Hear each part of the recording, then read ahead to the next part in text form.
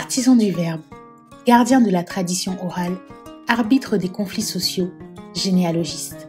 Bref, chez nous au Mali, et plus généralement en Afrique de l'Ouest, les griots sont les détenteurs de l'histoire, des légendes et des mythes.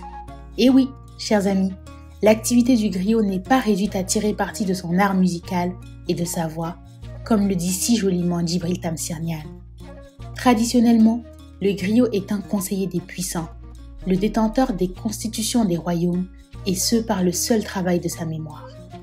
Aujourd'hui, dans ce 3e épisode de Traversée littéraire du Mali, Tounta emprunte modestement leur art à ces véritables bibliothèques humaines que sont les griots, pour vous raconter l'une des plus belles épopées du monde.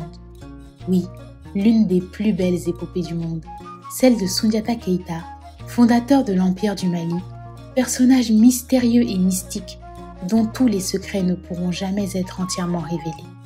Nous partons pour le XIIIe siècle, au pays des Mandingues, quelque part entre la Guinée et le Mali actuel.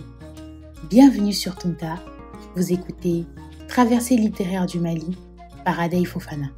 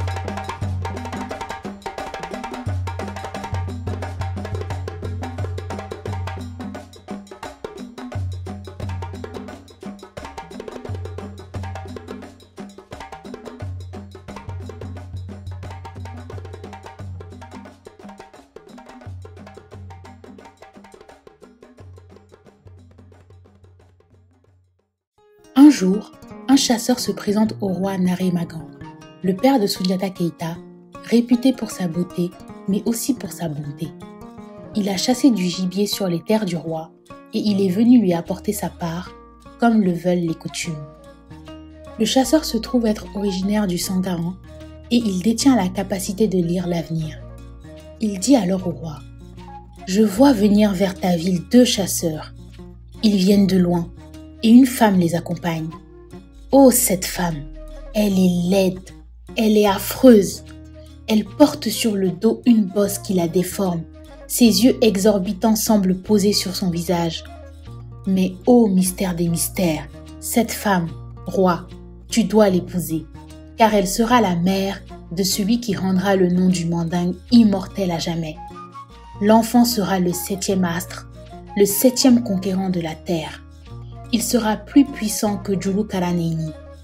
Mais roi, pour que le destin conduise cette femme jusqu'à toi, un sacrifice est nécessaire.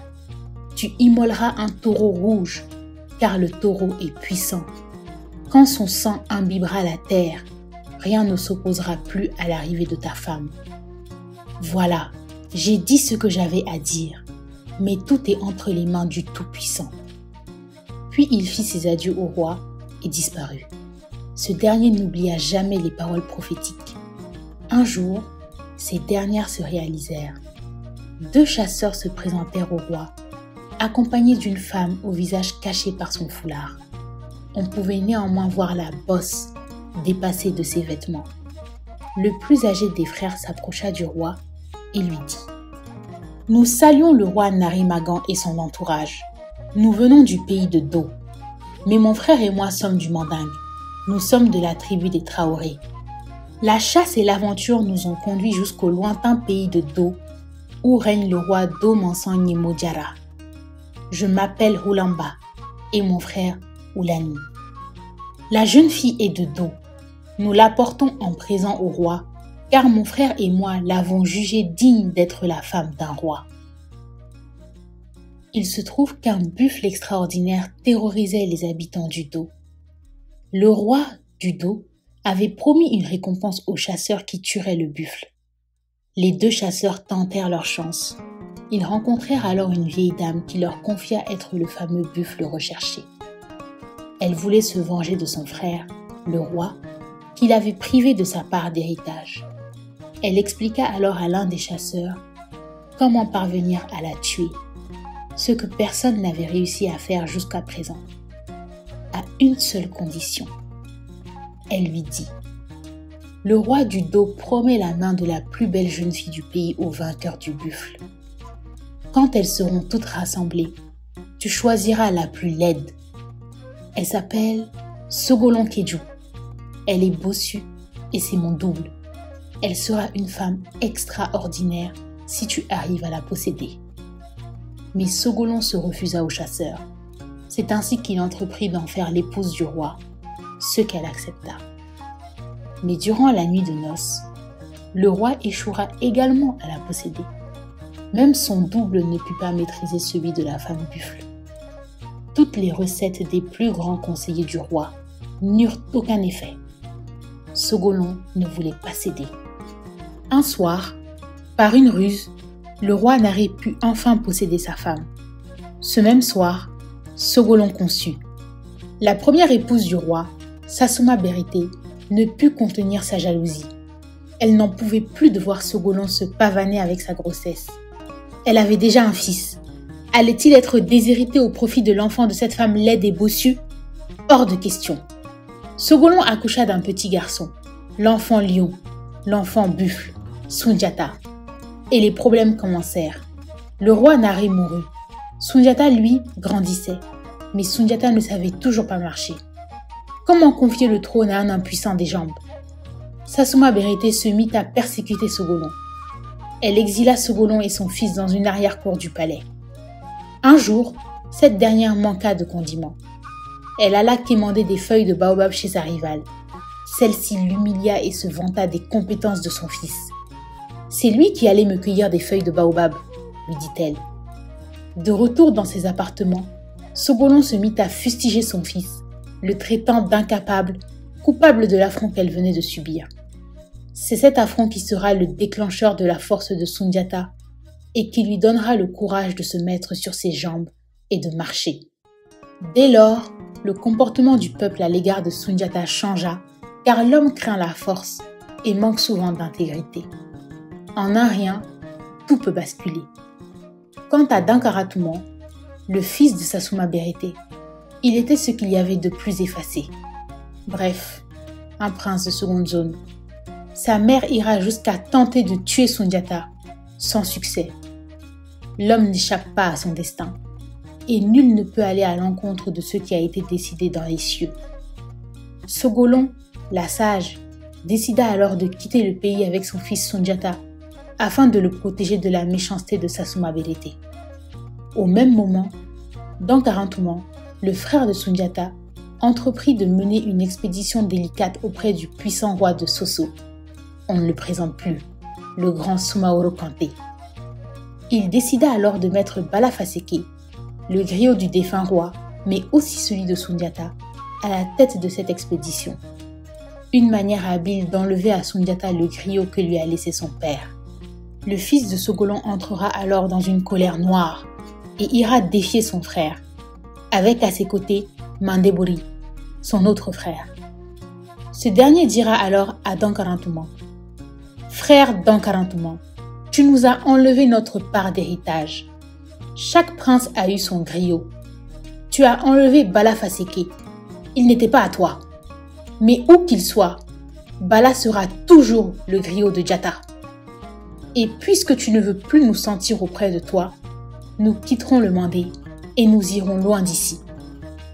Mais je reviendrai, ajouta avec force le fils de Sogolon. Je reviendrai. Tu m'entends ? Tu sais que tu pars, répondit le roi, mais tu ne sais si tu reviendras. Je reviendrai. Tu m'entends ? Reprit Sundiata. Le ton était catégorique. Un frisson parcourut tout le corps du roi. Dankaratouman tremblait de tous ses membres. les 2 princes sortirent. Dankarantuman, tétanisé, se mit à prendre peur jusqu'à ce que sa mère, Sasuma Belete, par ses lamentations, lui insuffle de nouveau le courage de rester sur son trône. Le roi voulait désormais la mort de ses frères. Il voulait partir ? Eh bien qu'il parte. Il régnera seul. De toute façon, le pouvoir ne se partage pas. Ainsi, Sogolon et ses enfants connurent l'exil. Pauvres de nous.